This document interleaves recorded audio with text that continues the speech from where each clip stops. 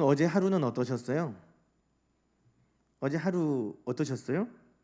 좋았다. 아, 힘들었다. 즐거웠어요. 아우, 저는 좀 우울했어요. 뭐 괜찮았어요. 아우, 피곤했어요. 어제 하루만 해도 우리가 어떠셨어요? 이렇게 물어보면 아주 다양한 반응들이 있으실 겁니다. 사랑하는 성도 여러분, 올해 2020년은 어떠셨어요?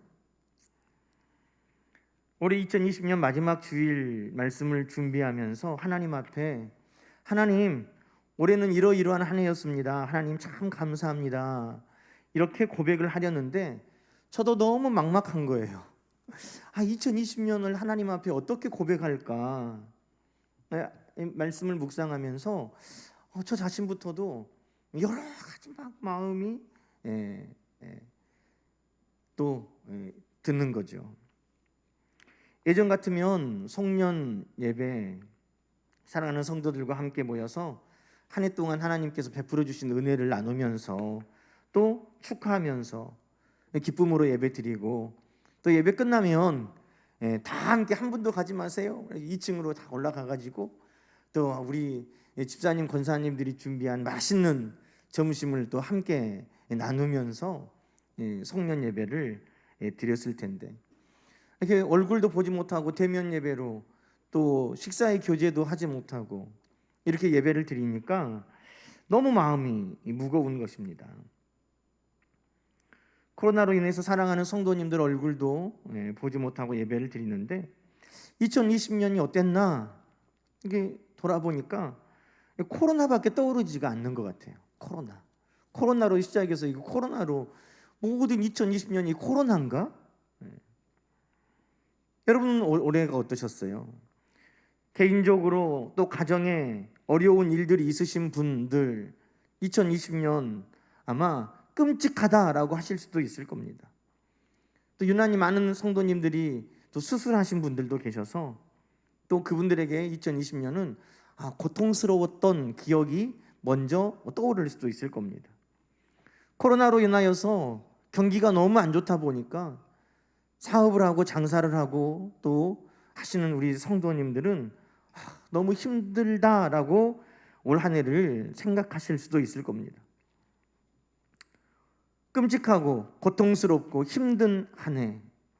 어떤 분은 지랄 같은 2020년 이렇게 말씀하신 분들, 아마 그 마음 안에 그 말이 다 설명해 주고 있는 것 같습니다.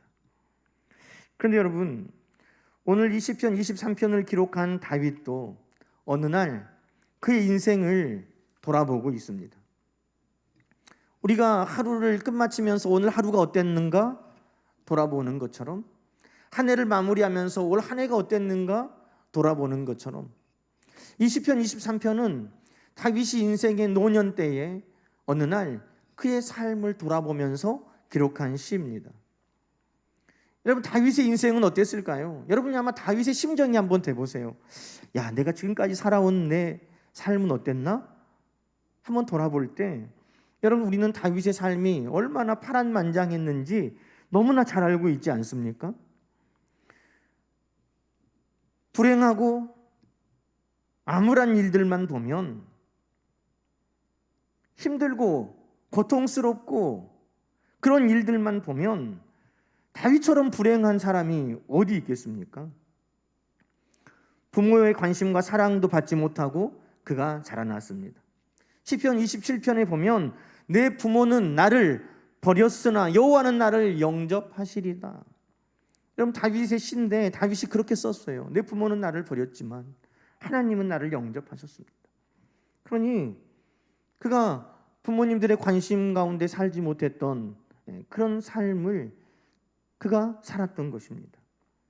또 시편 27편에 보면 얼마나 많은 어려움들이 그의 인생 가운데 있었는지를 조목조목 구구절절 기록하고 있는데, 얼마나 외롭고 두려웠을까 우리가 그 시편 27편만 봐도 알 수 있습니다.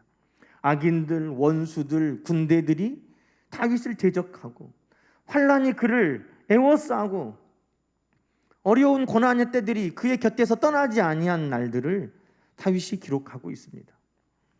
장인이었고 왕이었던 사울 왕이 죽이려고 얼마나 그를 괴롭히며 쫓아다녔습니까?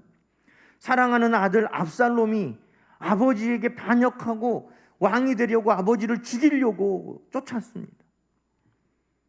거기에 함께 사랑하며 지냈던 친구들이 가담하고 다윗을 배신했습니다. 원수 나라 블레셋으로 도망가서 미치광이처럼 산 적도 있었습니다. 이 동굴 저 동굴을 옮겨 다니면서 숨어 지내던 때가 십수년이었습니다.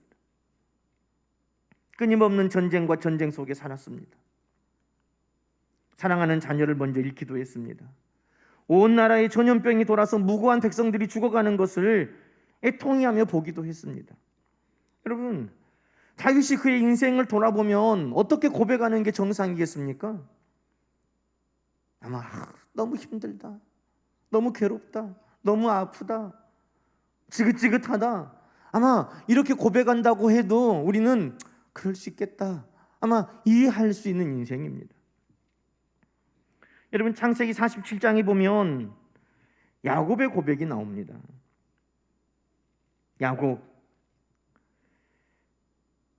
여러분, 야곱의 가족들이 흉년을 피해서 애굽으로 이주했다는 소식을 애굽의 바로 왕이 들었습니다. 요셉을 총리로 세우고 요셉을 아꼈던 왕이었기 때문에 요셉의 아버지와 형제들이 애굽으로 왔다는 소식을 듣고 그 앞으로 불렀습니다. 그런데 바로가 야곱에게 이렇게 물어봅니다. 네 나이가 얼마나 되느냐? 그럼 이 질문에 야곱이 이렇게 대답했습니다. 내가 나그네 길을 130년을 살았습니다. 그러니까 나이가 몇 살이라는 말이에요? 130세라는 말이죠. 내가 나그네 길 세월 130년을 살았습니다. 그런데 그 뒤에 야곱이 그 130년을 짧게 돌아보고 있는데 뭐라고 말하고 있습니까? 험악한 세월을 보내었나이다. 험악한 세월을 보냈나이다. 여러분, 야곱이 그의 인생을 잠깐 돌아보면서 한 이야기가 험악한 130년 내 인생이었다라고 이야기했다는 겁니다. 여러분, 이해되죠? 야곱의 인생도 결코 쉽지 않았습니다. 어머니의 사랑을 받긴 했지만 아버지는 형 에서를 사랑했잖아요. 형 에서만을 싸고 돌았어요. 형과 사이가 별로 좋지 않아서 형이 죽이려고 했습니다. 외삼촌 집으로 도망갔습니다. 종처럼 일했습니다. 아내가 넷이 있었는데 아내들이 사이가 좋지 않아요. 아내들에게서 낳은 자녀들이 서로 늘 다투고 싸우더니 그 사랑하는 아들 요셉을 죽이려고까지 하고 종으로 팔아버렸습니다.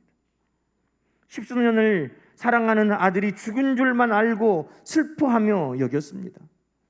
사랑했던 아내 라헬을 먼저 떠나보냈습니다. 그러니 이제 고향을 떠나서 애굽으로까지 이주하게 된 야곱의 입에서 내가 살아온 130년이 험악했습니다 라고 말하는 것은 결코 이상한 것이 아닙니다. 아마 더하면 더했지 덜하지 않게 우리도 이야기했을 겁니다.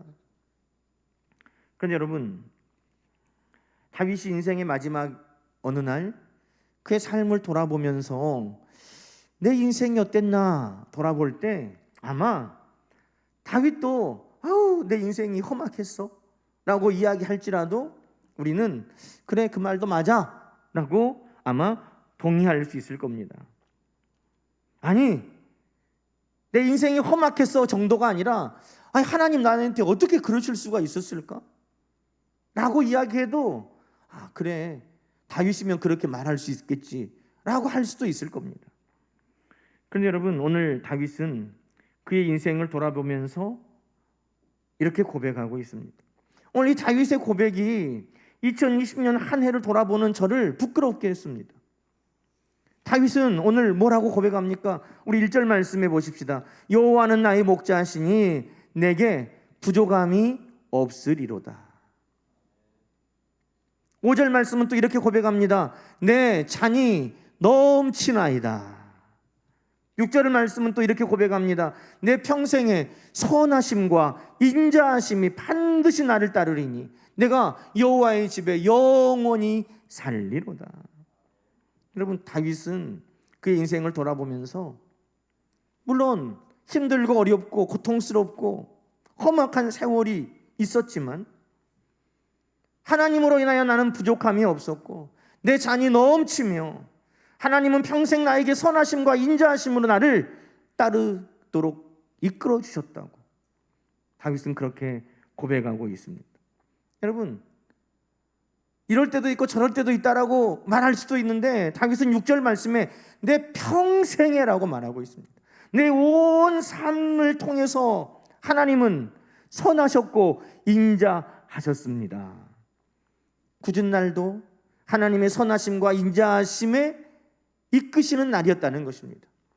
해롭고 아프고 고통스러운 날도 하나님의 선하심과 인자하심 가운데 지나간 날이라고 고백하고 있는 것입니다. 그래서 다윗은 내 평생에 하나님의 선하심과 인자하심으로 나를 이끌어 가셨다. 할렐루야.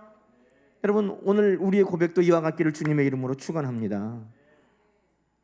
여러분, 여기에서 선하심이란 말은요, 토브입니다. 토브는 좋다라는 거예요. 좋다. 이 하나님의 선하심이라는 히브리어는 토브예요. 좋다, 아름답다, 부유하다, 친절하다라는 의미가 이 토브라는 단어 안에 다 들어있어요. 그러니 내 평생에 우리 하나님은 어떤 분이셨느냐? 나에게 좋으신 하나님, 나에게 아름다운 것으로, 부유한 것으로, 친절하게 나에게 공급하셨던 그 하나님이셨습니다. 여러분, 인자하심이라는 말은요, 우리가 잘 아는 샬롬이에요. 샬롬이 뭐예요? 평안. 그러니 다윗이 그의 인생을 돌아보면서 험하겠습니다. 너무 힘들었습니다. 너무 아프고 괴로웠습니다. 라고 말할 수도 있지만 아니요. 다윗은 우리보다 믿음이 좋으니까 어떤 날은 힘들었지만 어떤 날은 좋았습니다. 이렇게 말할 수도 있지만 다윗은 아니요. 내 평생에 선하심과 인자하심이 나를 이끄셨다고 고백하고 있는 것입니다. 여러분, 이 말씀을 보면서 부끄러웠고 그렇구나. 때로는 힘들었고 때로는 괴로웠고 때로는 아팠지만 그 모든 날도 하나님의 선하심과 인자하심 가운데 나를 이끄시는 날이었구나 하는 것을 다시 오늘 이 말씀을 통해 돌아보게 하셨던 것입니다. 여러분, 다윗은 입술로 범죄하지 않고 그의 마음을 지켰습니다. 그렇게 고백했습니다. 반드시 나를 따르리니. 이 말이 무슨 말이에요? 의심 없이 하나님과 선하심 가운데 내 삶이 인도함을 받고 있다라는 확신의 고백인 것입니다. 여러분, 베드로후서 1장 9절에 보면 믿음의 사람들은 멀리 보는 사람들입니다. 믿음이 없는 것은 뭐냐? 멀리 보지 못하고 하나님께서 주신 은혜를 쉽게 잊어버리는 맹인과 같은 사람들이라고 성경은 이야기하고 있습니다. 그럼 우리가 믿음의 눈을 뜨지 못하면 우리의 삶은 멀리 보지 못합니다. 주신 은혜를 자꾸 잊어버리고 산다는 것입니다. 여러분, 다윗은 환난 가운데 있었지만 그 환난 너머에 있는 하나님의 선하심과 인자하심을 바라보았습니다. 다윗은 환난과 어려움 가운데 있을 때에도 하나님이 그 순간순간마다 어떻게 은혜 가운데 도우셨는가를 잊어버리지 않고 살았다는 것입니다. 여러분, 이것이 믿음이에요. 믿음은 하나님의 은혜를 기억하면서 지금이 아니라 더 멀리를 바라볼 수 있는 것입니다. 그래서 로마서 8장은 우리에게 이렇게 말합니다. 생각하건대 현재의 고난은 장차 우리에게 나타날 영광과 좋게 비교할 수 없느니라. 지금 바로 눈앞에 있는 것은 고난입니다. 그러나 믿음은 지금 눈앞에 있는 것만을 보게 하는 것이 아니라 저 멀리 있는 장차 우리에게 나타날 하나님의 영광을 바라보게 하는 것입니다. 그것이 믿음이에요. 여러분, 아브라함은 하나님이 부르실 때 당장 눈앞에 있는 고향과 친척, 아버지의 집을 떠나서 하나님이 주실 그 땅을 바라보고 나갔다고 성경은 우리에게 증거하고 있습니다. 아브라함에게 있어서 당장 눈앞에 있는 고향 친척 아버지의 집은 그가 의지할 것이고 그가 정말 손에 쥐고 있는 것이지만, 여러분, 믿음은 뭔가 당장 눈앞에 있는 것이 아니라 멀리 바라볼 수 있는 것, 그것이 믿음이라는 것입니다. 하나님께서 내가 너를 복이 되게 하겠다, 너를 복주는 자에게 내가 복을 주고 너를 저주하는 자를 저주하리니 땅의 모든 족속이 너로 말미암아 복을 받을 것이라 하는 그 하나님의 약속을 바라보고 아브라함은 믿음의 길을 떠났다는 것입니다. 히브리서 11장에 보면 믿음의 사람으로 모세를 소개하고 있는데, 여러분, 모세도 바로의 공주의 아들이라 칭함을 거절하고 하나님의 백성들과 고난받는 것을 잠시 죄악의 낙을 누리는 것보다 더 좋아하며 그리스도를 위하여 받는 수모를 애굽의 모든 보화보다 더 큰 재물로 여기며 멀리 바라보고 모세는 믿음의 길을 걸었다고 그렇게 우리에게 소개하고 있는 것입니다. 여러분, 믿음은 뭐예요? 믿음은 잠시 잠깐 지금 눈앞에 있는 것, 그것을 붙들고 그것만을 바라보고 좋아하고 낙심하고 기뻐하고 때로는 슬퍼하고 우리의 마음과 믿음이 변화되는 것이 아니라 하나님의 약속을 멀리 바라볼 수 있는 것, 그것이 믿음이라는 것입니다. 여러분, 히브리서 12장 2절 말씀 한번 볼까요? 히브리서 12장 2절은 이렇게 말합니다. 믿음의 주요 또 온전케 하신 이인 예수를 바라보자. 우리 믿음의 주님은 어떻게 하셨는가? 그분을 바라보자. 그분은 앞에 있는 기쁨을 위하여, 여기서 앞에 있다는 것은 지금 당장이 아니에요. 하나님이 예비하신, 그에게 장차 누리게 하시는 그 기쁨이 지금 내 앞에 있는 것처럼 멀리 있는 그것을 바라보면서 지금 당하고 있는 십자가를 참고 부끄러움을 개의치 아니하시더니 하나님이 예비하시고 약속하신 하나님 보좌 우편에 앉으셨느니라. 우리 주님도 이 땅에 사실 때에 그렇게 사셨다는 거예요. 오늘 그 주님을 바라볼 수 있는 여러분 되기를 주님의 이름으로 축원합니다. 여러분, 멀리 바라볼 뿐만 아니라 다윗은 지금 주신 은혜를 잊지 않고 살았습니다. 여러분, 겨울이라고 해서 늘 춥기만 한가요? 그러지 않죠. 우리나라 겨울의 특징이 뭐예요? 사만 사온. 추웠다가 또 추운 중에도 따뜻한 날이 있는 거죠. 장마라고 해서 늘 비만 오던가요? 비가 오다가 개이기도 하고, 장마 기간이라고 하더라도 하루 이틀은 또 비가 안 오기도 하고. 여러분, 그 고난과 어려운 때에도 하나님이 주신 은혜의 날들이 있었다는 겁니다. 다윗은 그 은혜를 잊지 않았습니다. 내 평생에, 지금까지뿐만 아니라 앞으로도 하나님께서 예비하실, 또 누리게 하실 선하심과 인자하심이 있다는 것을 그는 믿었습니다. 왜? 과거에 하나님께서 어떻게 하셨는가, 그 은혜를 잊지 않았기 때문입니다. 여러분, 다윗이 잊지 않은 그 하나님의 은혜가 뭔가요? 오늘 23편에 보니까, 여러분, 2절에 보니까 인도하시는 도다 그랬어요. 다윗이 삶을 돌아보면서 받은 은혜, 하나님께 받은 은혜, 인도하심이 있었다는 거예요. 많은 도망다니는 그 두려운 일들, 그 어려운 때 하나님께서 다윗을 인도하지 않으셨다면 어떻게 그 어려움을 다 피할 수 있었을까? 그래서 다윗은 과거에 하나님의 은혜를 기억할 때 나를 인도하셨다, 그렇게 기억하고 있습니다. 또 다윗은 내 영혼을 소생시키시고 라고 기억하고 있습니다. 어려울 때 많았죠. 굶주릴 때도 있었고 피곤할 때도 있었고. 그런데 그 모든 시간마다 하나님은 다윗을 소생시켜 주셨다는 겁니다. 몸뿐만 아니에요. 마음도 마찬가지, 영혼도 마찬가지예요. 범죄하여 죄 깊은 곳에 빠져들었을 때에도 그 죄의 깊은 곳에 빠져들었던 다윗을 소생시켜 주신 하나님의 은혜, 그의 마음이 낙담하고 절망했을 때 그 마음을 붙들어 주시고 다시 회복해 주신 하나님의 은혜. 그래서 다윗은 하나님에 대해서 잊지 않고 그 은혜를 나를 소생시켜 주셨습니다 라고 고백하고 있는 것입니다. 하나님의 은혜는 늘 나와 함께 하셨다, 나를 안위하시고 나를 붙들어 주셨다. 여러분, 힘들고 어려운 중에도 다윗은 멀리 바라볼 뿐만 아니라 하나님께서 함께해 주신 그 은혜를 잊지 않았기 때문에 여러분 5절 말씀에 그렇게 고백할 수 있었던 것입니다. 주여 내 잔이 넘치나이다. 은혜를 붙들고 기억하니 내 잔이 넘치었구나. 그것을 고백할 수 있었다는 것입니다. 여러분 오늘 우리는 믿음으로 더 멀리 바라볼 수 있기를 주님의 이름으로 축원합니다. 올해가 끝이 아니잖아요.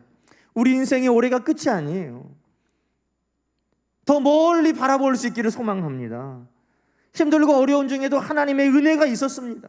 인도하셨고 우리를 소생시키셨고 나와 함께 동행하여 주셨고 나를 안위하셨던 하나님의 은혜, 그 은혜를 기억하고 있다면 나도 내 잔이 넘칩니다 라고 우리 하나님 앞에 고백할 수 있는 것입니다. 저는 이 말씀을 준비하면서 왜 다윗과 야곱의 고백이 이렇게 차이가 있었을까? 거기에 궁금했어요. 그래서 묵상을 하게 됐어요. 왜 야곱은 험악한 세월을 보냈다고 했을까? 왜 다윗은 부족함이 없으면 내 잔이 넘친다고 했을까? 왜 나는 때로는 나그네처럼 험악한 세월을 보낸 것처럼 여기고 있을까? 여러분 그 시작이 다르기 때문이에요. 왜 야곱과 다윗의 고백이 다르는가? 여러분 그것은 그들의 마음의 시작과 출발이 다르기 때문입니다. 야곱은 그의 마음이 나는 나그네야 라는 마음으로 산 거예요. 다윗은 나는 하나님의 양이야 라고 산 것입니다. 여러분 나그네는 어떤 인생이에요? 요즘은 코로나 때문에 혼자 여행하는 것이 또 유행이기도 하고 뭐 혼족 캠핑, 뭐 혼족 차박, 뭐 혼자 가는 뭐 이런 것들에 사람들이 낭만적이다고 여기기도 합니다. 그런데 야곱의 시대에 혼자 여행하는 나그네는요 고생길이 훤하다 정도가 아니라 날마다 죽을 고비를 만나는 것입니다. 나그네다. 여러분 나그네는요 누구의 도움을 받을 수 있어요? 계획도 혼자 세워야 돼요. 혼자 다 찾아서 해야 돼요. 혼자 어려움을 헤쳐나가야 돼요. 혼자입니다. 내 지혜, 내 힘, 내 능력을 의지하고 살 수밖에 없습니다. 내 지혜를 뛰어넘는 일을 만나면 실패할 것이고 내 능력을 벗어나는 일을 만나면 실패할 것이고 내 힘을 뛰어넘는 대적을 만나면 실패할 것입니다. 그게 나그네예요. 여러분 야곱은 그렇게 살았어요. 야곱은 늘 형과 싸우면서 야곱은 늘 주위 사람들과 다투면서 때로는 속이면서 어떻게 하면 내 인생을, 내 가정을, 내 삶을 세워볼까 정말 치열하게 나그네같이 살았습니다. 그래서 하나님은 그 나그네처럼 살았던 그 야곱에게 하나님 뭐라고 하셨어요? 야, 너 야곱으로 살지 말고 너 이스라엘로 살아라. 이스라엘이 뭐예요? 하나님이 나를 위해 싸워주신다는 거예요. 내가 나그네처럼 내 인생을 내가 혼자 개척하려고, 내 인생을 내가 혼자 이겨내보려고, 내가 그 길을 혼자 계획해보려고, 마무리해보려고 했던 그 모든 날은 나그네의 삶이기 때문에 험악한 세월을 살 수밖에 없는 것입니다. 그러니 나그네였던 내 인생 130년은 험악했습니다. 그것이 진실이에요. 나그네로 사니까 130년이 험악할 수밖에 없었던 것입니다. 여러분 왜 그런데 다윗은 내가 부족함이 없으면 내 잔이 넘친다고 고백했나? 다윗은 하나님의 어린 양으로 살았다고 고백하기 때문입니다. 하나님이 나의 목자십니다 라는 말은 다시 말하면 나는 하나님의 양입니다. 여러분 양은요 혼자 살지 않아요. 다른 험악한 맹수들은 혼자서 사냥도 하고 혼자서 독립해서 살죠. 호랑이도 사자도 이제 어느 정도 수령이 되면 부모를 떠나서 혼자 살고 또 혼자 사냥도 합니다. 양은 그렇지 않아요. 양은 무리를 지어 살죠. 무리를 지어 살 뿐만 아니라 오늘 다윗은 목자가 있는 양이라고 이야기하고 있습니다. 하나님이 나의 목자신 나는 하나님의 양이다 라고 말하고 있는 거예요. 하나님이 목자가 되시는 그 삶을 살아가는 양은 하나님이 인도하세요. 다치면 하나님이 싸매어 주시고 상처를 치료해 주세요. 그 목자 하나님께서 지팡이와 막대기로 인도해 주시고 위험을 막아 주세요. 여러분, 나그네로 사는 삶이 아니라 나는 하나님이 인도하시는 목자의 삶을 살았습니다 라고 고백하니 그의 인생의 열매가 다른 것입니다. 여러분, 다윗은 우리가 잘 아는 대로 골리앗과 싸워 이긴 용사였습니다. 수많은 전쟁에서 다윗이 가는 곳마다 승리했다고 성경은 이야기하고 있습니다. 수많은 나라들이 다윗을 존경하고 조공을 바치는 그런 강한 나라를 만들었습니다. 수많은 백성들이 다윗을 좋아하고 사울은 천천히요 다윗은 만만이라 그러면서 다윗을 사랑했습니다. 여러분, 이쯤 되면 다윗이 자기의 힘과 지식과 능력과 부를 의지하며 자랑하며 살 수도 있지 않겠습니까? 여호와는 나의 목자시니 내게 부족함이 없다가 아니라 내가 이스라엘의 왕이니 나는 부족함이 없다 해도 아마 공감할 수 있을 겁니다. 나는 골리앗도 싸워 이긴 용사니 내게 부족함이 없다. 많은 나라들이 내게 조공을 바치니 내게는 부족함이 없다. 여러분, 이렇게 말해도 사람들은 이해할 겁니다. 그런데 다윗은 그렇게 하지 않았어요. 나에게 힘이 있으니 나에게 물질이 있으니 나에게 권세가 있으니 내게 부족함이 없다라고 말하는 것은 결국 나그네 인생이 되는 것입니다. 그에게 힘이 있고 그에게 부요함이 있고 그에게 권세가 있고 그에게 능력이 있었어도 다윗은 나는 하나님의 양입니다. 여호와가 나의 목자시기에 내가 부족함이 없습니다 라고 고백하고 있다는 것입니다.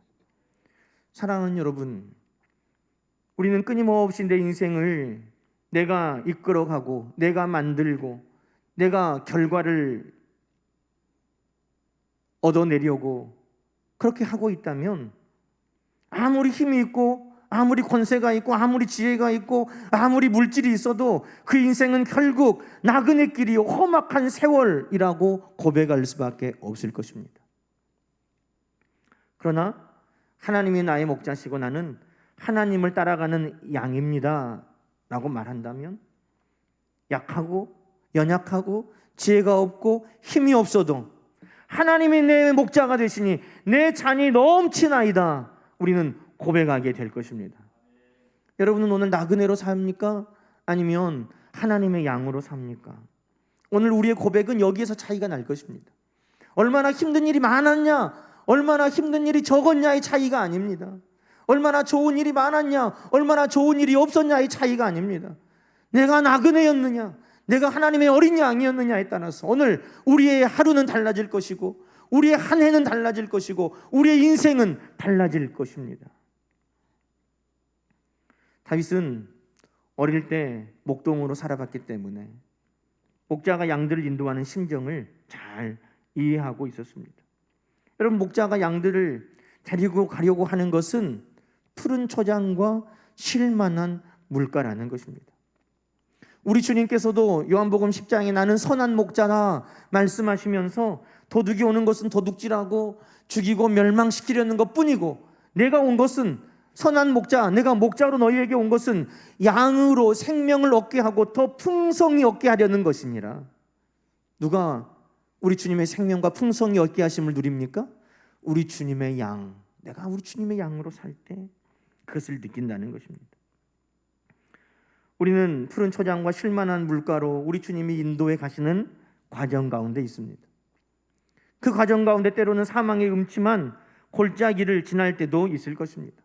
그러나 사망의 음침한 골짜기가 우리 인생의 목적지가 아닙니다. 목자는 결코 사망의 음침한 골짜기로 양들을 이끌고 가지 않습니다. 그것을 지나 푸른 초장과 쉴만한 물가로 인도해 가신다는 것입니다. 여러분, 2020년도 지나갑니다. 지나가요. 우리의 고난과 어려움도 지나갑니다. 왜요? 이게 목적지가 아니거든요. 하나님은 우리를 푸른 초장과 쉴만한 물가로 이끌어 가시기 위해 오늘도 우리를 인도하시고 함께 하시고 안위하시며 오늘도 우리를 소생케 하고 계시는 줄로 믿습니다.